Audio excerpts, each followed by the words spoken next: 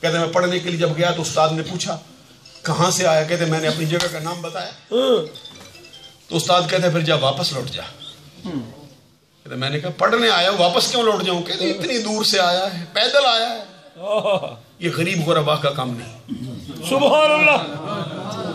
یہ غریب غربا اگر پڑھیں گے تو وہ تو اس کو ذریعہ معاش بنا لیں گے. کیا اپنی ماں کی خدمت کر تیرا باپ تیرے سر پہ ہے نہیں؟ تو کہتے میں نے عرض کیا حضور میں غریب نہیں ہوں, میرے باپ نے میرے لیے جاگیر چھوڑی. سبحان اللہ. کہتے انہوں نے پوچھا پھر میں نے بتایا اتنے گاؤں میری جاگیر میں. فرماتے اچھا پھر بیٹھ. کہتے پھر میری طرف دیکھا نا انہوں نے, فرماتے تیری پیشانی مجھے بتاتی ہے تو پہلے پڑھا ہے, تیرے بولنے کا انداز مجھے بتاتا ہے کہ تجھے ادب کا آداب کا معاملہ آتا ہے, تو پڑھا ہے. کہتے میں نے عرض کیا حضور میں پڑھا ہوتا تو آپ کے دروازے پہ کیوں آتا میں یہاں پہ, میرا کیا حال تھا, میں تو ان پڑھ بندہ ہوں, مجھے آتا ہے کچھ نہیں. کہتے بار بار انہوں نے کہا نہیں تو کچھ پڑھا ہے.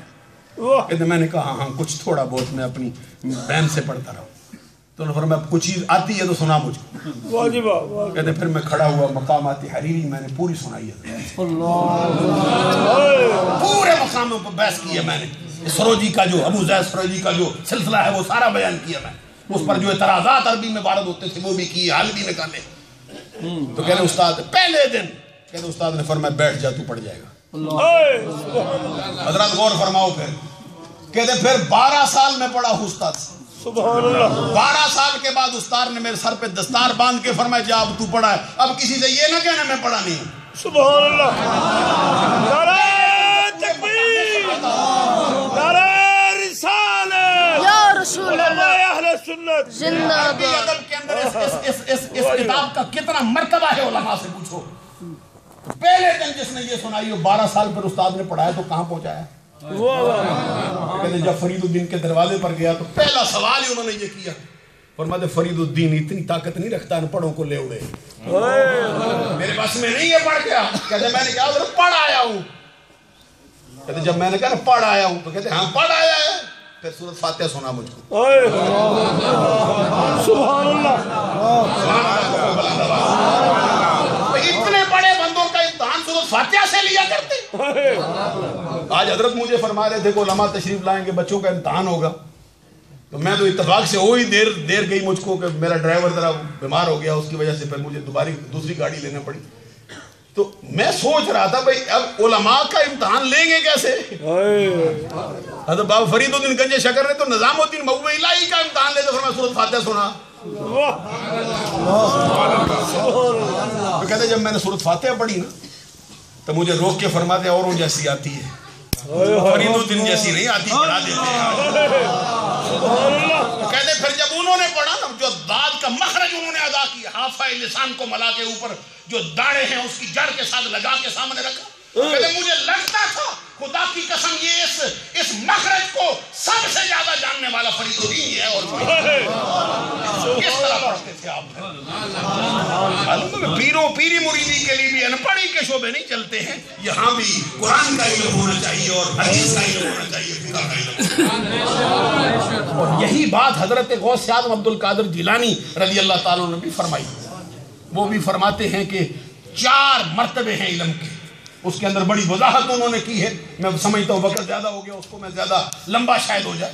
اس میں آپ فرماتے 4 مرتبہ, ایک ظاہر کا علم ہے, پھر ایک باطن کا علم ہے, پھر اس کے باطن کا علم ہے, پھر وہ تمام باطنوں کا باطن, رسول کا یہ شریعت ہے, پھر طریقت ہے, پھر معرفت ہے, پھر حقیقت ہے. بے شک. اور فرماتے جو بندہ سلوک کی منازل میں قدم رکھتا ہے لا بدھا من حصولہا کلہا, اس کے لیے ضروری ہے کہ اس کو سارے علموں سے مالا مال ہونا چاہیے. پھر آگے کما قال رسول اللہ صلی اللہ علیہ وسلم الشریعت شجرۃ والطریقۃ اغصانها والمعرفۃ اوراقها والحقیقۃ اسمارها والقرآن جامع بجمیعها. سبحان اللہ. صلی اللہ علیہ وسلم کا فرمان ہے شریعت ایک درخت کا نام ہے, اور طریقت اس کے اوپر لگنے والی ٹہنیوں کا نام ہے, اور معرفت اس کے اوپر لگنے والے پتوں کا نام ہے, اور حقیقت اس کے اوپر لگنے والے پھل کا نام ہے.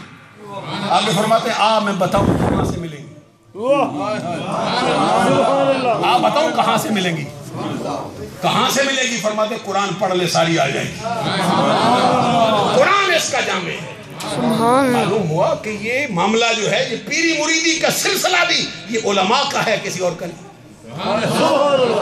اس لیے اور لوگ، اور پھر یہ حدیث میں یہ بھی آقا کونین صلی اللہ علیہ وسلم کا فرمان ہے اذا احب اللہ عبدا علمہ من غیر تعلم۔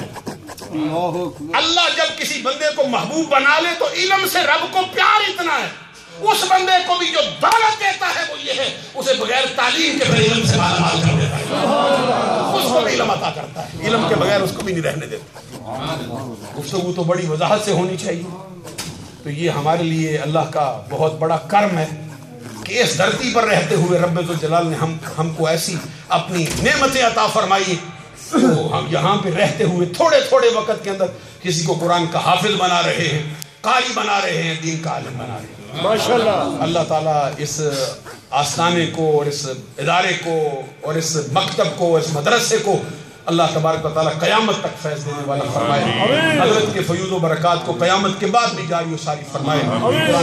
جتنی غلطیاں سرزد ہو گئی ہوں اللہ سے معافی کا طلبگار ہوں، آپ لوگوں سے معافی کا طلبگار ہوں۔ وآخر دعوانا ان الحمدللہ۔